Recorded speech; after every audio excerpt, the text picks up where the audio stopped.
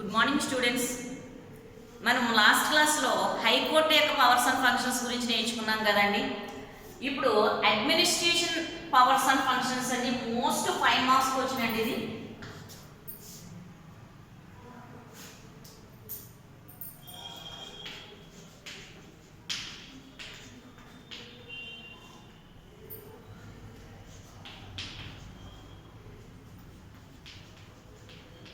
Powers and functions. Administrative powers and functions అండి పరిపాలనా సంబంధ అధికారాలు విధులు అంటాడు. పరిపాలన సంబంధ అధికారాలు విధులు అండి. ఇక్కడ మనం ఒక విషయాన్ని నేర్చుకోవాలి. అసలు అడ్మినిస్ట్రేషన్ ఫంక్షన్స్ అంటే ఏంటి, మరి మనకి జనరల్ పవర్స్ అండ్ ఫంక్షన్స్కి దీనికి ఉన్న డిఫరెన్స్ ఏంటంటే, మన లాస్ట్ క్లాస్లో చెప్పుకున్నాం, టూ క్లాసెస్లో మనం చెప్పుకున్నాం అండి హైకోర్టు పవర్స్ అండ్ ఫంక్షన్స్. వీటికి దీనికి ఉన్న డిఫరెన్స్ ఏంటంటే, అది కేసెస్కి సంబంధించిందండి. అంటే మెయిన్లీ దాని యొక్క సివిల్ కేసెస్ కానీ, లేకపోతే ఒరిజినల్ జ్యుడిషియేషన్ కానీ, అప్లియేట్ కానీ, లేకపోతే మనకి న్యాయ సమీక్ష అంటే జ్యుడిషియల్ రివ్యూ కానివ్వండి, కోర్ట్ ఆఫ్ రికార్డ్ కానీ, ఇవన్నీ మనకి దేనికి సంబంధించిన అంటే దాని యొక్క కేసెస్కి సంబంధించినవి అండి. ఇక్కడ మనకి అడ్మినిస్ట్రేషన్ ఫంక్షన్స్ అంటే దీనికి సంబంధించి కేసెస్ కాకుండా ఇంకా అడ్మినిస్ట్రేషన్ సంబంధించి ఇతర విధులు ఏం చేస్తుంది. అది అడ్మినిస్ట్రేషన్ అంటే ఏంటండి, దీని మీద అంటే అది కేసెస్ కాకుండా ఇంకా మిగతా డ్యూటీస్ని ఏం చేస్తుంది హైకోర్టు అన్న విషయం గురించి ఇవాళ మనం చర్చించుకుందామండి. ఇందులో మనకి 7 పాయింట్స్ ఉన్నాయండి. ఈ 7 పాయింట్స్ మనం రాస్తే కంపల్సరీగా 5 మార్క్స్ ఉంటుంది. అడ్మినిస్ట్రేషన్ ఫంక్షన్స్ అంటే ఏంటంటే మనకి హైకోర్టు ఉందండి. ఇక్కడ హైకోర్టు కింద మనకి డిస్ట్రిక్ట్ కోర్ట్స్, అలాగే ఇతర అదర్ కోర్ట్స్, సబార్డినరీ కోర్ట్స్ ఉన్నాయండి.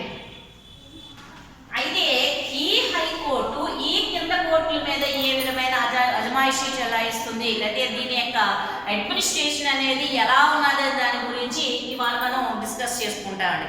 అంటే ఓన్లీ ఇక్కడ కేసెస్ గురించి అయితే మనం ఓన్లీ హైకోర్టులో జరిగే కేసెస్ కానివ్వండి, లేకపోతే చూసే ఫంక్షనింగ్ కానీ జ్యుడిషియల్ పరంగా చూసుకోవచ్చండి. ఇందులో ఇది హైకోర్టు తన క్రింది కోర్టుల మీద ఏ విధమైన అడ్మినిస్ట్రేషన్ పవర్స్ కలిగి ఉంటుందో ఇవాళ మనం డిస్కస్ చేసుకుందామండి. ఇందులో మనకి 7 పాయింట్స్ ఉంటాయండి మనకి అడ్మినిస్ట్రేషన్ సంబంధించి.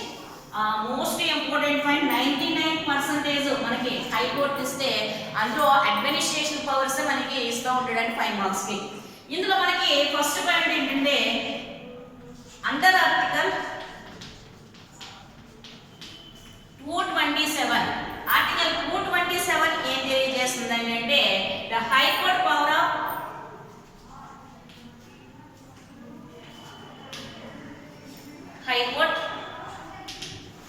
ఆఫ్ సూపర్వైజేషన్ అంటే పర్యవేక్షణ అంటాడు. దీన్ని ఏమంటారు, పర్యవేక్షణ అంటారు. Supervision of all courts and tribunals.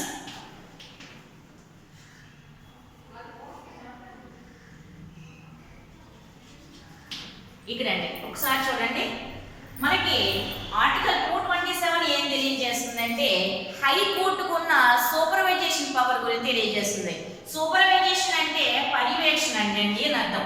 అంటే ఇది ఎవరి మీద పర్యవేక్షణ చేస్తుందంటే హైకోర్టు దాని కింద ఉన్న ఆల్ కోర్ట్స్ అంటాడు.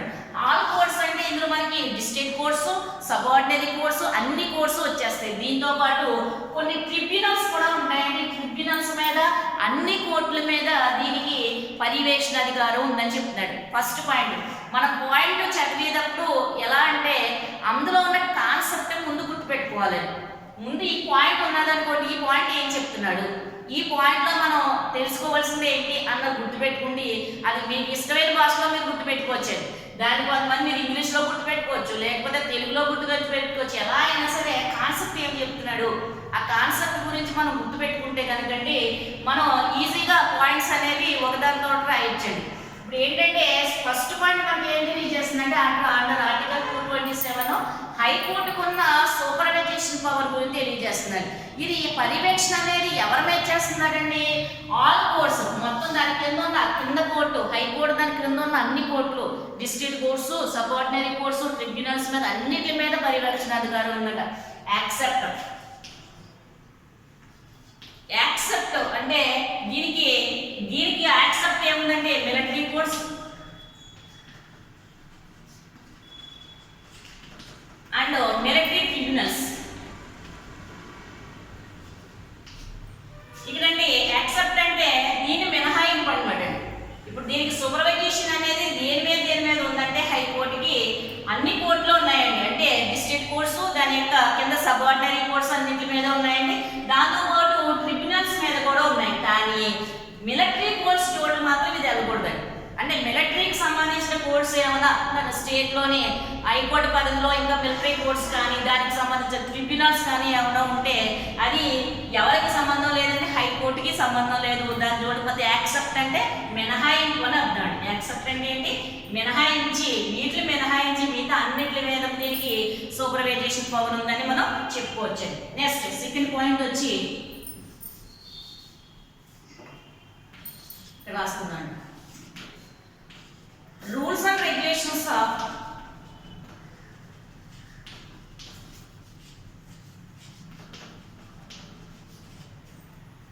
all courts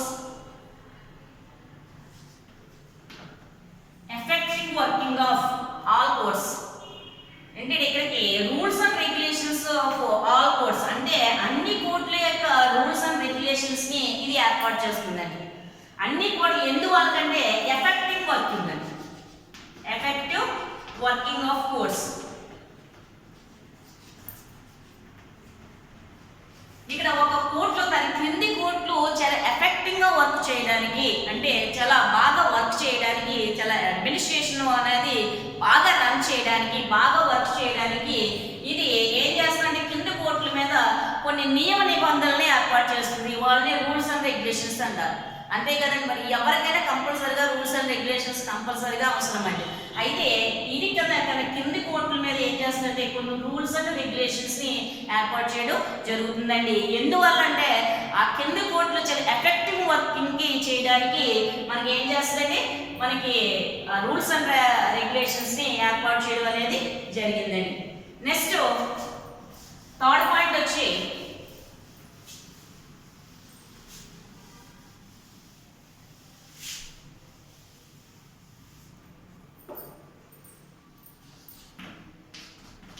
ఆర్టికల్ 228 అండి. ఆర్టికల్ 228 ఏం తెలియజేస్తుందంటే any case transfer to one court, the high court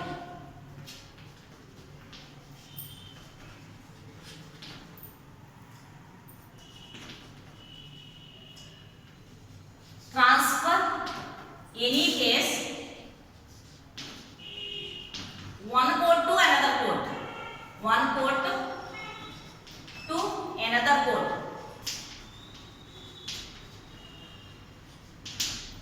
ఇక్కడ మనకి ఆర్టికల్ 428 ఏం చేసిందంటే అండి, హైకోర్టు ఏం చేస్తుందంటే దాని క్రింద ఉన్న కోర్టులో కేసెస్ ఒక కోర్టు నుంచి ఇంకో కోర్టుకి ట్రాన్స్ఫర్ చేసే అధికారం ఉందండి. అంతండి ఆర్టికల్ 228 ఏం తెలియజేస్తుందంటే హైకోర్టుకు ఉన్న పవర్స్ లోని మనకి అడ్మినిస్ట్రేషన్ పవర్స్ లో క్రింద ఏదైనా ఒక కారణం చేత మనకు ఒక రన్ అవుతున్న కేసుని ఏం చేస్తుందంటే ఆ కోర్టు నుంచి పక్క కోర్టుకి ట్రాన్స్ఫర్ చేయమని చెప్పి ఆర్డర్ ఎవరు చేస్తుందండి? హైకోర్టు చేస్తుందండి. ఆర్టికల్ ఎంతండి? 228 తరపున ఇది తన కింది కోర్టులు ఏదైతే ఉందో కేసు రన్ అవుతున్నప్పుడు కొన్ని పరిస్థితుల్లో ఆ కేసుని పక్క కోర్టుకి ట్రాన్స్ఫర్ చేసేమని చేసే అధికారం మనకి ఎవరికి ఉందండి? హైకోర్టుకు ఉందని చెప్పొచ్చండి. ఇది మనకి థర్డ్ పాయింట్గా చెప్పుకోవచ్చండి. ఫస్ట్ పాయింట్ ఏమని చెప్పుకున్నాం? సూపర్వైజేషన్ గురించి చెప్పుకున్నాం అండి. సూపర్వైజేషన్ అంటే మనకి ఏది కింద కోర్టుల మీద ట్రిబ్యునల్స్ మీద సూపర్వైజేషన్ ఉంది ఆర్టికల్ 227 ప్రకారంగా. అలాగే యాక్సెప్ట్ మిలిటరీ కోర్ట్స్ అంటే మిలిటరీ కోర్ట్స్ ట్రిబ్యునల్స్ మీద మినహాయించి మిగతా అన్నింటి మీద సూపర్వైజేషన్ చేస్తుంది. ఇంకా నెక్స్ట్ వచ్చి కింద కోర్టుల మీద రూల్స్ అండ్ రెగ్యులేషన్స్ ఏర్పాటు చేస్తుంది. ఎందుకంటే ఫర్ ఎఫెక్టివ్ వర్కింగ్ అండి. అంటే చాలా ఎఫెక్టివ్గా వర్క్ చేయడానికి కావాల్సిన రూల్స్ అండ్ రెగ్యులేషన్స్ని మనకి ఎవరు ఏర్పాటు చేస్తారండి? హైకోర్టు ఏర్పాటు చేస్తుంది. ఇంకా మనకి ఆర్టికల్ 228 ఏం చేసిందంటే ఎప్పుడైనా సరే హైకోర్టు దాని క్రింద ఉన్న కోర్టుల్లోని కేసెస్ని ఒక కేసుని ఇంకొక కోర్టుకి అనమాట, ఒక కోర్టు నుంచి ఇంకొక కోర్టుకి కేసుని ట్రాన్స్ఫర్ చేయమనే అధికారం ఉందండి. ఇది మనకి ఆర్టికల్ 228 తెలియజేస్తుందని చెప్పవచ్చండి. ఇంకేం చేస్తుందంటే హైకోర్టుకి ఇంకొక పవర్ ఉందండి. అదేంటంటే మనకి ఎంక్వైరీ లేదా ఇన్వెస్టిగేషన్. ఇది ఇన్వెస్టిగేషన్ చేస్తుందండి. ఇన్వెస్టిగేషన్ అంటే ఏంటి? తనిఖీ అండి. Investigation of power, the power of investigation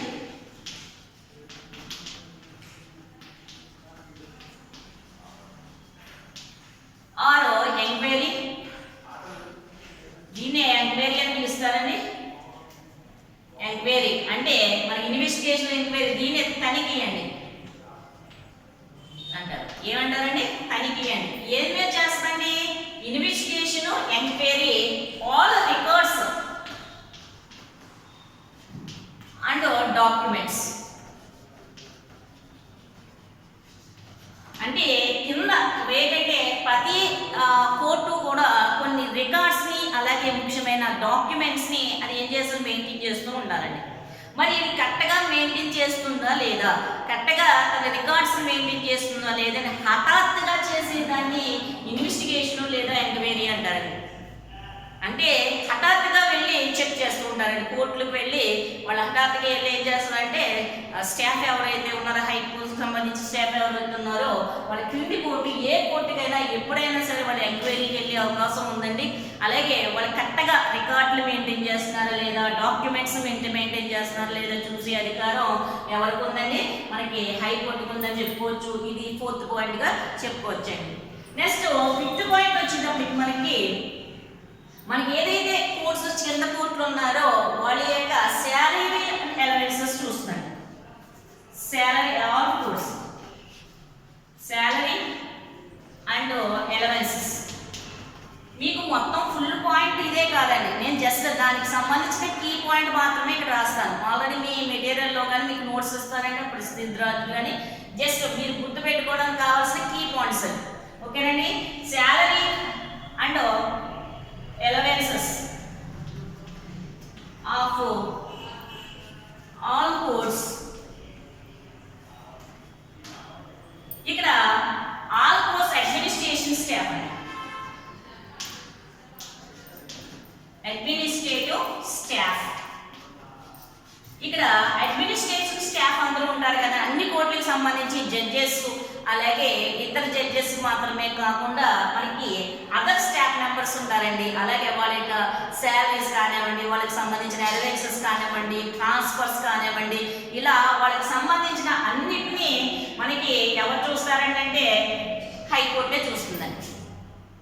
అంటే ఈ క్రింది కోర్టులో డిస్ట్రిక్ట్ కోర్ట్స్ కానీ సబార్డినరీ కోర్ట్స్ కానీ ఉన్న స్టాఫ్ అందరికి సంబంధించిన శాలరీస్, అలవెన్సెస్ అలాగే వాళ్ళ యొక్క ప్రమోషన్స్, ట్రాన్స్ఫర్స్ అన్నీ కూడా మనకి హైకోర్టు చూస్తుందని చెప్పుకోవచ్చండి. దీనికి సంబంధించి అడ్మినిస్ట్రేషన్ స్టాఫ్ ఎవరైతే ఉన్నారో వాళ్ళకి సంబంధించి ఇవన్నీ కూడా మనకి చూస్తుందండి. నెక్స్ట్ 5th పాయింట్ వచ్చి 5th అయిపోయింది కదండి. 6th point.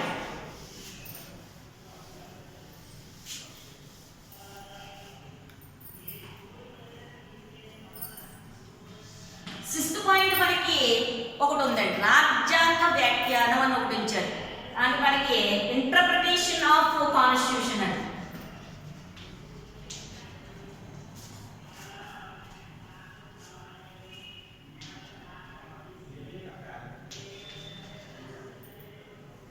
Interpretation of constitution అంటాడు. అంటే రాజ్యాంగ వ్యాఖ్యానం.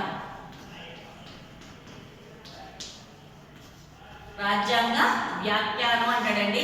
ఈ ఇంటర్ప్రిటేషన్ ఆఫ్ కాన్స్టిట్యూషన్ అంటే రాజ్యాంగ వ్యాఖ్యానానికి సంబంధించిన ఏదైనా కేసు వచ్చినప్పుడు అది మనం అది కొనసాగించాలా లేకపోతే విత్డ్రా చేయాలా అనేది కూడా ఎవరు చేస్తారండి?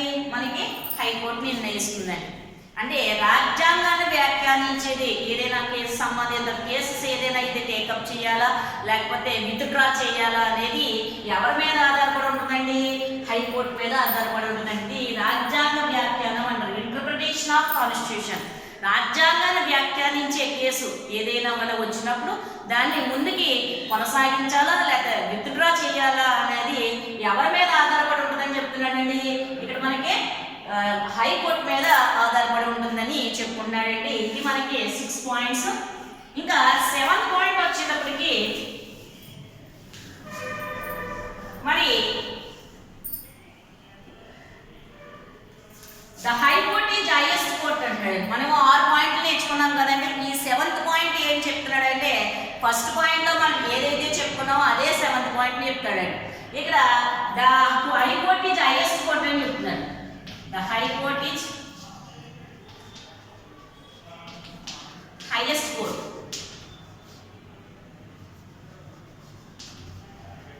Court of all courts. Courts of state. Courts of state అంటే స్టేట్ కి సంబంధించి అన్ని కోర్ట్స్ మీద ఇది హైయెస్ట్ కోర్ట్ గా ఉంటుంది అని చెప్తున్నాడు. మరి ఇది దీనికి ఏముంటుందంటే సూపర్వైజేషన్ పవర్ ఉంటుంది అన్నట్టు. ఫస్ట్ పాయింట్లో మనం ఏం చెప్పుకున్నాం అదే చెప్పుకుంటాడండి.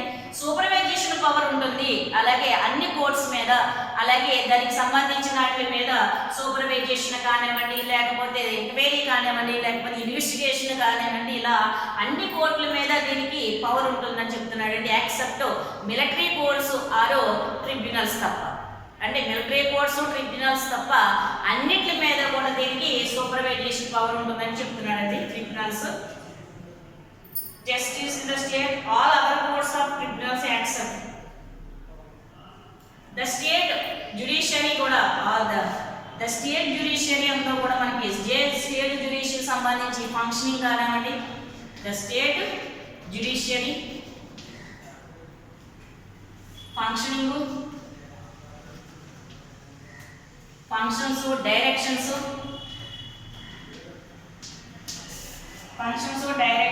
అలాగే supervision of all courts.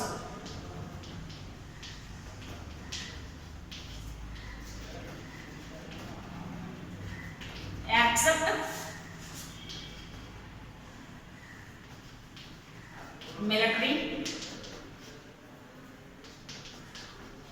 Military courts and tribunals. ఇక్కడ మనకి ఇదే సేమ్ మనం ఫస్ట్ పాయింట్ ఏదైతే నేర్చుకున్నామో అదే చెప్తున్నాడండి. అంటే మొత్తం స్టేట్లో అన్న అంత జ్యుడిషియరీ సంబంధించి అన్ని కోర్టుల మీద దీనికి అధికారం ఉంటుంది. దానికి రూల్స్ అండ్ రెగ్యులేషన్స్ ఏర్పాటు చేయడం, సూపర్వైజేషన్, అలాగే ఫంక్షనింగ్, డైరెక్షన్స్, అంటే దానికి సంబంధించిన డైరెక్షన్స్ అన్నీ కూడా మనకి హైయెస్ట్ కోర్ట్ అయినా హైకోర్టు మాత్రమే ఇస్తుందని చెప్తున్నాడండి. దాంతోపాటు యాక్సెప్ట్ మిలిటరీ అండ్ ట్రిబ్యునల్స్ అన్నాడు. దీనికి ఏది పరిమితం అంటే మనకి మిలిటరీ కోర్ట్స్, ట్రిబ్యునల్స్ దీని పరిధిలోకి రావు అని చెప్తున్నాడండి. హైకోర్టు పరిధిలోకి రావండి. ఇప్పుడు మనం 7 పాయింట్స్ని ఎక్స్ప్లెయిన్ చేసుకున్నాం కదండి. ఒకసారి మళ్ళీ దీన్ని రివ్యూ చేసుకున్నామండి. ఎలా అంటే పాయింట్ మనకి గుర్తుపెట్టుకోవాలి, ఫలానా పాయింట్ ఆ విషయాన్ని చెప్పింది, నెక్స్ట్ పాయింట్ ఈ విషయం, నెక్స్ట్ పాయింట్ ఇలా గుర్తుపెట్టుకుంటే చాలా ఈజీగా రాయొచ్చండి. బై హార్ట్ చేయకూడదు. ఇప్పుడు కూడా ఒక పాయింట్ మనకి ఏం చెప్తుంది దాన్ని గుర్తుపెట్టుకోవాలి. తర్వాత చదివినప్పుడు ఫార్మేట్లో చదవడం, రాసినప్పుడు అలాగే రాయాలండి. ఒకసారి చూడండి. ఫస్ట్ మనకి ఏం చేస్తుందంటే సూపర్వైజేషన్ పవర్ గురించి చెప్తుందండి. ఆర్టికల్ 227. ఆర్టికల్లో 227 ఏం చెప్తుందంటే సూపర్వైజేషన్ పవర్ ఆఫ్ ఆల్ కోర్ట్స్ అండి, అలాగే ట్రిబ్యునల్స్ మీద, ఆల్ కోర్ట్స్ మీద సూపర్వైజేషన్ పవర్ ఉంటుందని చెప్తుంది. ఇంకా రెండోది కింద కోర్టులన్నిటి మీద రూల్స్ అండ్ రెగ్యులేషన్స్ ఏర్పాటు చేస్తుంది. ఎందువల్ల అంటే effecting working of all courts, అంటే అన్ని కోర్టులకి సంబంధించి ఎఫెక్టింగ్ వర్కింగ్ జరగడానికి వాడికి కొన్ని రూల్స్ అండ్ రెగ్యులేషన్స్ ఇస్తుందని చెప్తున్నాడు. ఇంకా థర్డ్ పాయింట్ ఏం చెప్తున్నాడు అంటేనండి అండర్ ఆర్టికల్ 228. అండర్ ఆర్టికల్ 228 ఏం తెలియజేస్తుందంటే మనకి ట్రాన్స్ఫర్ కేసు వన్ కేసు ఒక్కొక్క 1 కేసు టు అనదర్ కోర్ట్ అండి. ఒక కేసు ఉందనుకోండి మనకి, అది ఒక కోర్టు నుంచి ఇంకొక కోర్టుకి ట్రాన్స్ఫర్ అయ్యే అధికారం ఉంది, ట్రాన్స్ఫర్ చేసే అధికారం హైకోర్టుకు ఉందని చెప్తుందండి. ఆర్టికల్ ఎంతండి 228 ప్రకారంగానే మనకి ఏమవుతుందని చెప్తుంది. ఇదే కాకుండా మనకి ఎంక్వైరీ చేసే అధికారం కూడా ఉంది. 4th పాయింట్ ఏం చెప్తుంది మనకి, ఎంక్వైరీ కానీ ఇన్వెస్టిగేషన్ చేసే అధికారం కింది కోర్టుల మీద చేసే అధికారం మనకి హైకోర్టుకు ఉందని చెప్తుందండి. ఇక 5th పాయింట్ వచ్చేటప్పటికి మనకి కింది కోర్టులో ఎవరైతే ఉన్నారో అడ్మినిస్ట్రేషన్ స్టాఫ్కి సంబంధించి శాలరీస్ అలాగే అలవెన్సెస్ ఏదైతే ఉన్నాయో వాటిని చూసే వాటికి సంబంధించి అడ్మినిస్ట్రేషన్ సంబంధించి వాటికి ట్రాన్స్ఫర్స్ కానివ్వండి లేకపోతే అపాయింట్ కానివ్వండి ఇవన్నీ కూడా హైకోర్టే చూస్తుందని చెప్తున్నాను. ఇక 6th పాయింట్ వచ్చి మనకి కాన్స్టిట్యూషన్ ఇంటర్ప్రిటేషన్ అండి. ఇంటర్ప్రిటేషన్ ఆఫ్ కాన్స్టిట్యూషన్, రాజ్యాంగ వ్యాఖ్యానానికి సంబంధించిన ఏదైనా కేసు వస్తే కనుక దాన్ని కొనసాగించాలా లేదా ఆఫ్ చేయాలా అనేది ఎవరి మీద ఆధారపడి ఉందండి, హైకోర్టు మీదే ఆధారపడి ఉందండి. ఇంకా 7th పాయింట్ మనకి 1st పాయింట్ ఏం చెప్పుకున్నాం అదేనండి, ఇది highest court of all courts, అన్ని కోర్టుల మీద ఇది హైయెస్ట్ కోర్టుగా చెప్పుకోవచ్చు మన స్టేట్ జ్యుడిషియరీకి సంబంధించి. అలాగే కింద కోర్టుల మీద అది సూపర్వైజేషన్ చేస్తుందండి, అలాగే వాటికి డైరెక్షన్ ఇస్తుంది, వాళ్ళ ఫంక్షనింగ్ గురించి అది కొన్ని రూల్స్ అండ్ రెగ్యులేషన్స్ పెడుతుందండి. అలాగే యాక్సెప్ట్ మిలిటరీ అండ్ ట్రిబ్యునల్స్, వీటికి ఏది మినహాయింపు అండి, మిలిటరీ కోర్ట్స్ ట్రిబ్యునల్స్ మినహాయింపుగా చెప్పుకోవచ్చు. ఇవి 7 పాయింట్స్ అండి, మోస్ట్ ఇంపార్టెంట్ 7 పాయింట్స్ ఇవి. ఓకే, నోట్ చేసుకోండి. Thank you so much.